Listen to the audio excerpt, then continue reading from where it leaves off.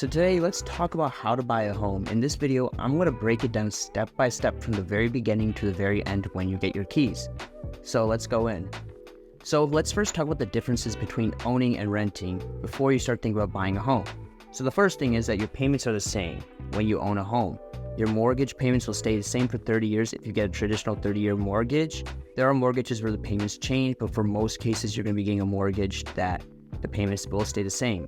And also, I didn't write this down, your property taxes can only go up by a certain amount each year, so it doesn't go up like crazy like that.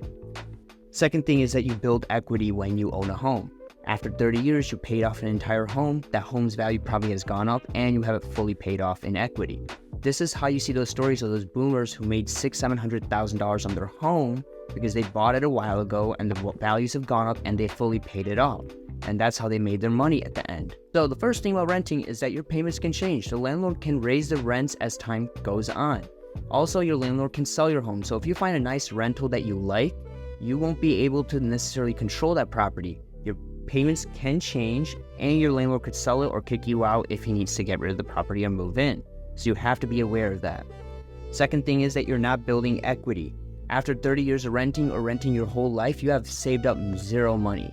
When you're paying off a mortgage, some of that mortgage is going towards your principal, which is whatever you owe, and that's paying down your loan towards your ownership. So when you're renting full-time, you're not going to be paying your mortgage at all. You're paying someone else's mortgage. Some other dude got a loan for that property, he owns it, and you're paying off his loan. That's how rentals work. So in the long run, renting is not going to be a good option, especially if you want to settle down somewhere. So after you figure out that you want to buy a home, the first thing to figure out now is, can you afford a home and how much do you need to save up if you want to buy a home? If you're going to be getting a mortgage, usually you're going to be putting down 3% if it's your first time, up to 20% if it's your second or third property. You can always put more down, and there's usually other loan options in special case scenarios in each area where they maybe have 1% down programs, but you want to talk to your lender about that. If you have a loan that's paying under 20% down payment, you will be having a PMI, private mortgage insurance. That payment will stay there until your equity is up to 20% of the property. If you put 20% down, you don't have a PMI because it's already at 20%. And just for example, like around a $300K home, if you put 10% down, it's like $270, around 100 could be your PMI. Don't quote my numbers on mortgage numbers for me on this because you should always talk to a lender about any mortgage qualifications or questions about that. I'm just going over the general basics of each. Next thing to know is DTI, debt to income ratio. This is going to be one of the crucial factors that's going to be used for a mortgage qualification or pre-approval process by a lender. Essentially, they're trying to see how much you're spending compared to how much do you make each month. And to get that equation, it's simply right here, monthly income over monthly debts. If you make $5,000 a month and you have $2,500 in expenses, you have a 50% DTI. If you make $4,000 a month and you have $1,000 a month in expense, that's a 25% DTI. So here you will see 45 to 50% is the highest that a lender can go, and this is usually for any credit in general. If you make a lot of money but you're up to 50% DTI, you're not going to get a loan anywhere. Now, 45 to 50% is the highest, but this is not an advisable number you should be going to. It really depends on your situation, what your DTI and how much you want to spend. If you have a family, you have to really think about how much money you need. If you're some young solo dude and you're just trying to get into investment properties, then you might be okay with going into a higher DTI after getting a property. So you really should talk to your lender and talk to a financial advisor or anyone that you trust or you know about money. So let's talk about the other costs that you're going to have when buying a home. If you're getting a mortgage, in your closing costs, you might get up to a 1% fee. It could be more, it could be less. It depends on what your lender is, so just figure that out from your lender. The next one is going to be all separate, $300 to $500 each for each one of these things: appraisal, inspection, and title.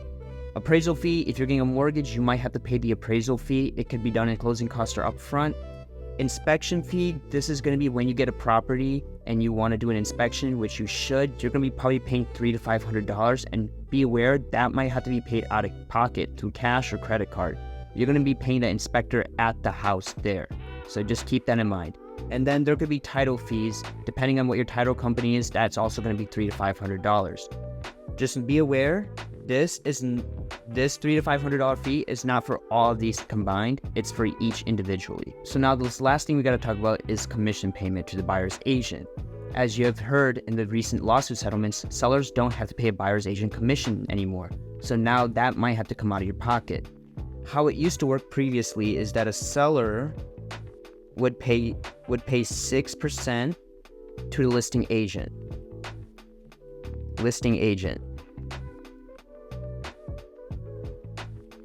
And that listing agent would put it on the market and list the property. If that listing agent bought a buyer, that listing agent would get 6%.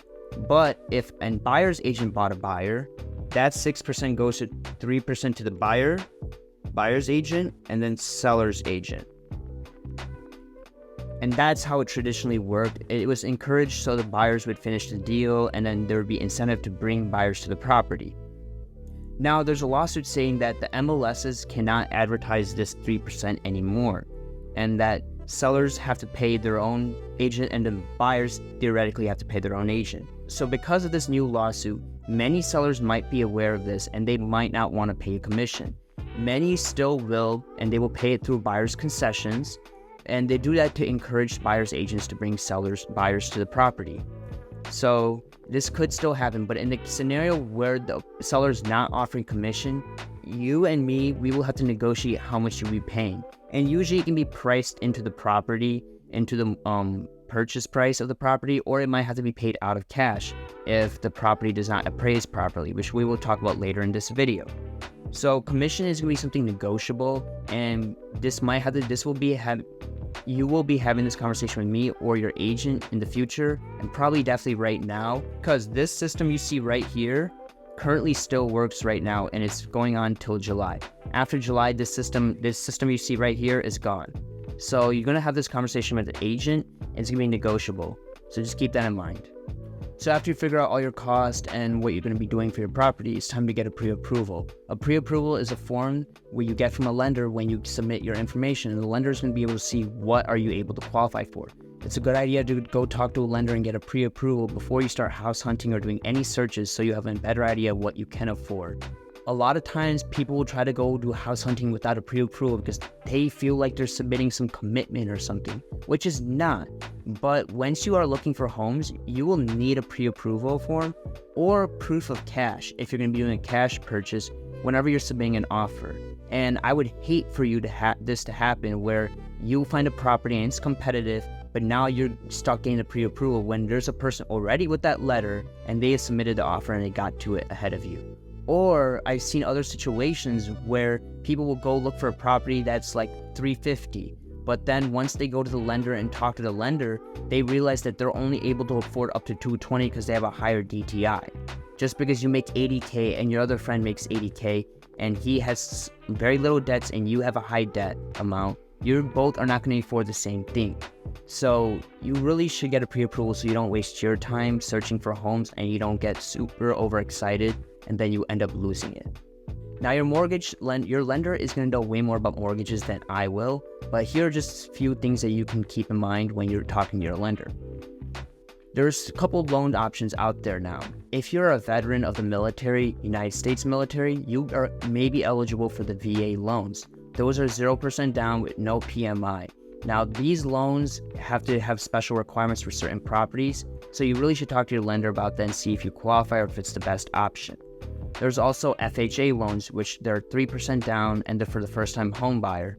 And those loans are good for first-time home buyers and people with a bit lower credit score. And they are a good option too. You're only able to use it first time and they're subsidized by the federal government. There's also conventional loans, which is the most standard loan that people usually get. It can be up to 3 to 20% down. If you're going to be living in the property, you can put less than 20% down. If you're not going to be living in the property, you have to put 20% or more down. Conventional loans can be good, and they can be used for first-time home buyers if you're going to get 3%. Talk to your lender which one is better for you, FHA or conventional. Now, the last one I can give, and there's many other loan options out there. These are just four of the main ones that I think of, but there's so many more options, so you should talk to your lender. The last one is the USDA loan. This is a 0% loan program for rural properties in the area. The United States government has like a list of cities and a map where they show where the USDA loans work and where they don't work. Now, there's some income eligibility requirements for that property, so you really should talk to a lender about it. and it could be a complicated process. So everything you want to do, talk to a lender. You should get the research from them. It's hard to do that research on your own. So after you get a pre-approval and after you start talking to an agent, me, or if you're in a different state, another agent, you start to look at the housing market. And this step could actually be done way before any other step. If you're just thinking about buying a home, just look at the market and keep track of what's going on market, what's getting sold, and what the prices are. If you keep monitoring this for a couple months or even a couple weeks, you will start to get the idea of what's going on in the market and what is things worth. So you should really go and check on the internet about what's the market looking like. A realtor like me could get you a lot of properties that are off market or they're coming soon on market ahead of time before everyone else sees that. And a realtor can do specialized searches. I know for Michigan, if you go on Zillow, you can't see the photos of sold properties recently. You only see the front photo. In other states, I know you can, but in Michigan, I have not seen as many the previous listing photos. It's just the front property photo. With the MLS, I can actually get those sold listings to you so you can do your own comps when you're looking at what's property's worth and what they're selling for and what the conditions are inside.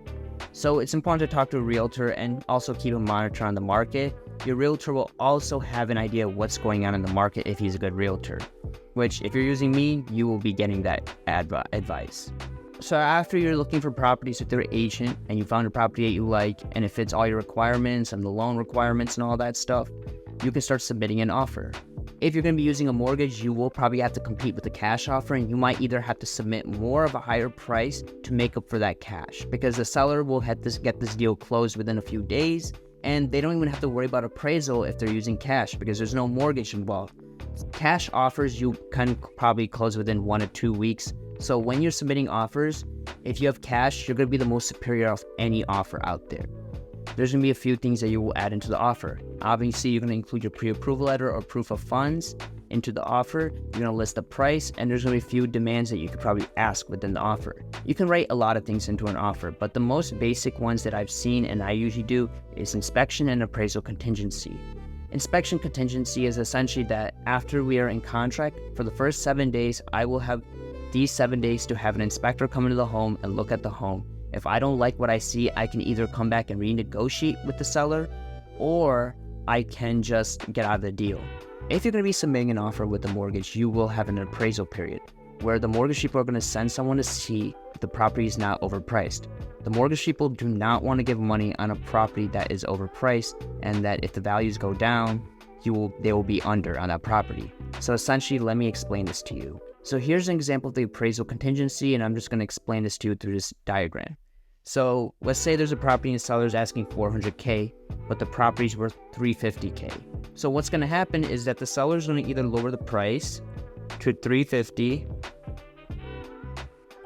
or you will end up paying $50K in cash to make up for that difference if the seller does not want to sell the home for less than that. So that's how the appraisal contingency works. So in this situation, if that happens where the seller does not want to lower that price and you're stuck paying $50K cash, you can leave that deal with the appraisal contingency. And this is important, especially in a market like this, because sometimes appraisals come less than what the property is being listed for, but there are still people buying those properties. So once you get an offer accepted and you're going into contract and you have gone through those inspection and appraisal contingencies, there could also be other contingencies too, like inspecting HOA bylaws, if there's a radon test or lead-based paint test. And those are usually for like really old properties to see if there's like a gas leak or if the paint is like causing chemicals and cancer and stuff like that. So you will have those type of contingencies and those periods of inspections in your property. Then that's going to probably take around 30 days. I would always give about a month if you're going to be using a mortgage. It can take slightly longer. It can take less. I've seen mortgages close within 2 weeks. I've seen mortgages close within 6 weeks. So there's a lot of things to do with that. People will submit offers without inspection and without appraisal, which is going to be really dangerous. And honestly, it really depends on your risk tolerance and what kind of properties you're getting and what level you're at. But for most people, I would never give up an appraisal or inspection contingency when you're submitting an offer on a property. For me, that's just too risky to go into a deal when you know you can't get out for those two things. Those are two big things that can go wrong in real estate, and you want to protect yourself from that. For home inspections, you're probably going to have a suggested home inspector from the realtor, or you probably will have your own, and you'll be able to go in yourself. You can bring contractors in to look at it too. So during this home inspection contingency, that's going to happen right after you submit the offer, and once you fully bottom line the offer and you're officially in contract, I advise that you go and get that home inspection at the very beginning. You want to get as much time as possible to think about those things you find out on the property. Last thing you want to do is in the last 3 days of the inspection contingency is just to not get an inspection then, and then wait till the last minute for the report to come in, and then you make a decision. You want to have time and to be able to make these proper decisions on a big purchase you're making. So now let's say we've gone past all those things and we're fully in contract and we're towards the end. Your lender and title people are going to send you certain invoices for you to wire your money. So when you're ready at the closing table, and there's not going to be as many things for you to do. If you pass the inspection and appraisal period, you're basically near the end of the tunnel. So after that point, you're going to have a few documents to sign, and you're going to be going to the closing table. At the closing table, you're going to have to sign a lot of documents. So just be prepared for that. Your hands might get sore, but the closing table is going to be a nice process. You're going to be able to sign all your paperwork, and you'll get the keys there. That's when you see those realtors post on their Instagrams the photos of you holding that key. That will usually happen at that point. You either will get your keys at the office, or in many of my deals, I ended up having to go to the house right after the closing and give the keys to the buyer right there. And after that, you will basically own your property. There will be a few things to do, like register your property at the tax office in each city to make sure that you're homestead or non-homestead. Water bills you might have to switch. You might have to install internet, but now that's more so you trying to adjust to your new home. If you have any questions about buying real estate, or want to go more in detail, or just ever want to go on a call with me about this, feel free to hit me up. My name is Jay Sham from Real Brokerage. Thank you guys for watching, and you guys have a great day.